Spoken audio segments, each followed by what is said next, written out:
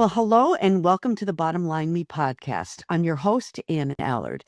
Today, we're digging into a topic that every business, big or small, needs to master, and that's customer retention.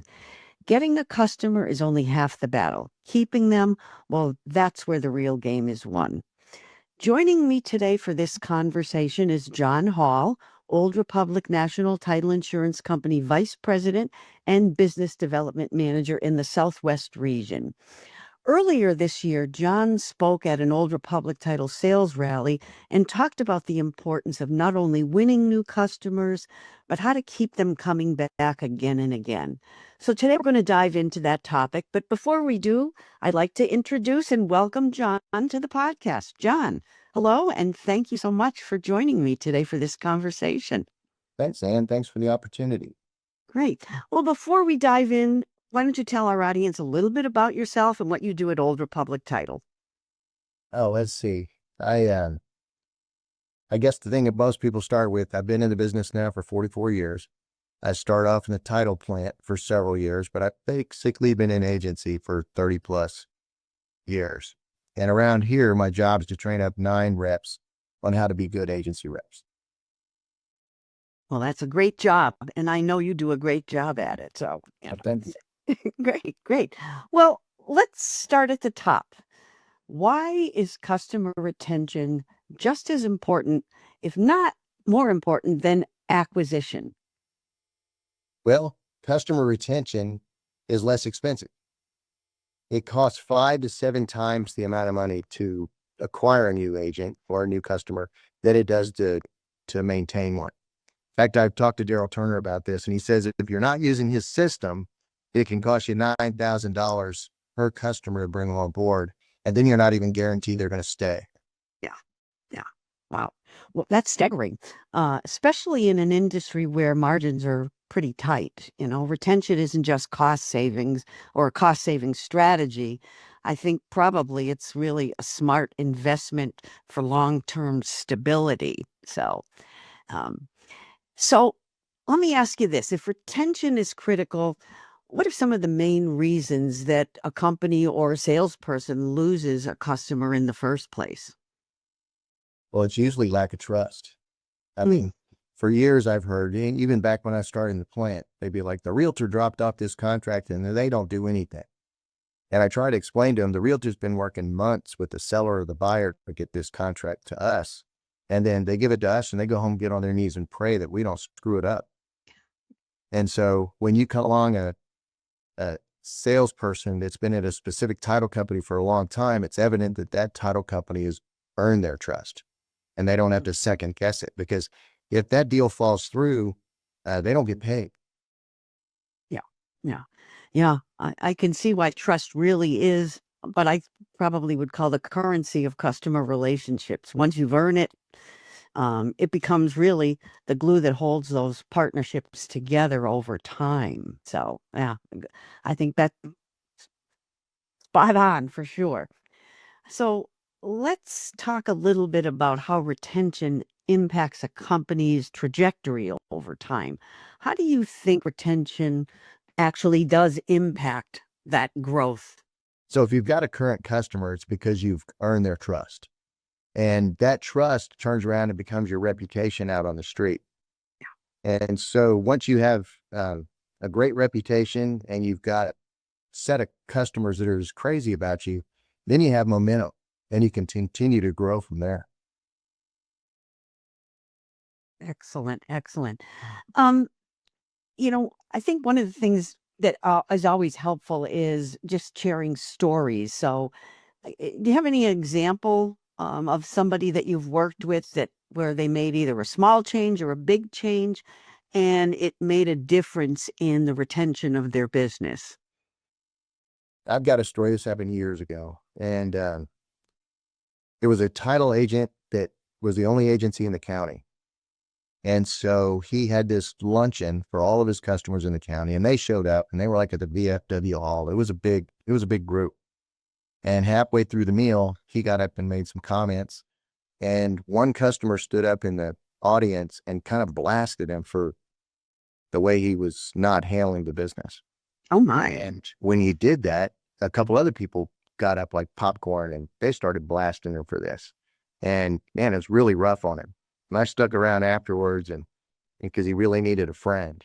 And we talked about it and he didn't like what happened, but he understood what they were saying. So uh, he wanted to fix it. In fact, he needed to fix it before someone else came into his county to compete with it. And so we sat down and came up with a survey to send to his customers so that he could get their feedback. Before we sent the first survey out, though, I got his buy-in that he was actually going to make some changes. Because if you're going to ask your customers, you better be ready to fix the problems. Otherwise, you just pointed out all your deficiencies. So before we even sent the survey out, we kind of sat down and figured out what needed to be fixed in his shop. And he started making those changes. And in fact, we had the flyers ready to go before we sent the survey out on several issues. Because then at that point, when he got the feedback, he could start sending out those flyers saying, hey, you spoke, we listened. You said we need more parking spaces. So here's a picture of our extras parking spaces. Thank you for your feedback. We've made a change. And then a month later, he'd send out another one for something that he fixed. And he just continued to do that until his reputation changed in the county. Wow. What a great story. It's a great example of how he turned, a vulnerable moment into a strength. And boy, I think in conclusion, I would say listening isn't just being polite. It can become strategic without a doubt. Wow. Thanks for sharing that. That's a powerful story. So here's another one. Not every attempt to improve retention really hits the mark. What are some common mistakes that you've seen companies make around this?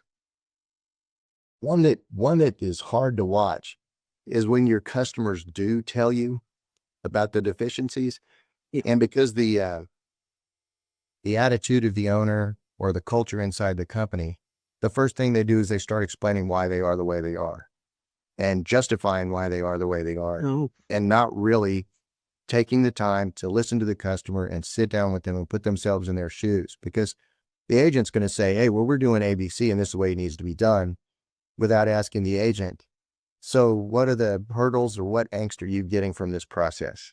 And then if you'll sit down with the customer and really listen to them, together y'all can probably come up with a solution that meets both requirements. But you're kind of leaving a lot of data on the table when you don't ask them. So you may be assuming one thing that's not true, only to clear that up.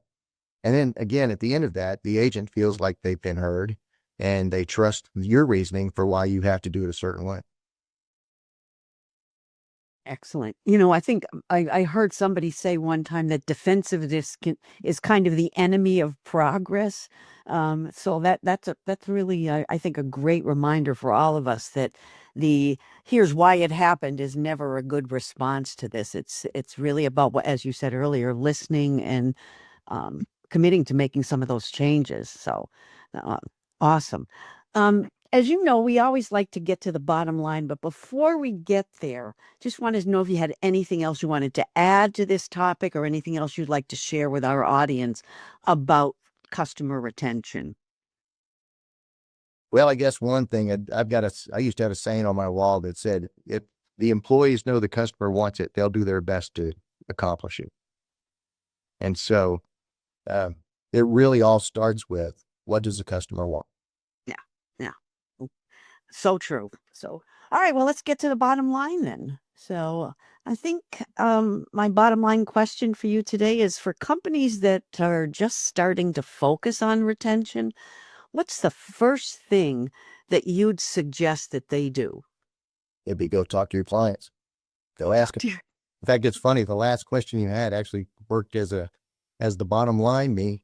But if you want me to expand on that, it really does start with the customers and finding out what they want and then letting them know that you're working on it.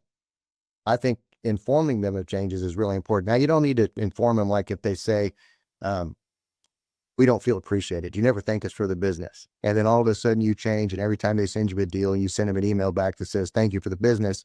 You don't have to send a flyer out 30 days later to say, hey, we're now thanking you for the business, because they get it. Get it. Now, the hard part on that is that sometimes change is hard to see. My wife and I both are in the marriage ministry at church, and there's a book called The Dance of Anger. And it talks about a couple that um, when they get into arguments, they always have these certain steps. He says this and she says that back, and then he does this, and then this cold shoulder, and then so forth and so on. And so someone wakes up and says, I'm tired of living this way. And they start to change, and they don't do the dance anymore. But maybe 2 weeks into it, the other spouse doesn't see the change they're making, and they get disheartened and quit changing and go right back to the dance. And over the years of a marriage, couples can do this several times. And so when you do this, and when you let your clients know about your change and you're making these changes, you got to stick to them. It may take a long time for people to see the change, but if you're doing the right things and you're listening to your customers, it'll eventually come around. Wow. What was the name of the book again, John? The Dance of Anger. The Dance of Anger. Yeah. Well, I'll have to pick that up. It sounds like a good read. So, well, John, thank you so much for taking the time to share some of your thoughts and ideas. I loved all your takeaways, and there's no question in my mind that from what you're saying, retention isn't a one-time fix. It's a commitment to continuously communicate and improve. So thanks again. It was great having you. And to our audience, as always, thank you for taking the time to join us. And until we meet again, I hope we'll all continue to learn, grow, and prosper. Thanks, Ann.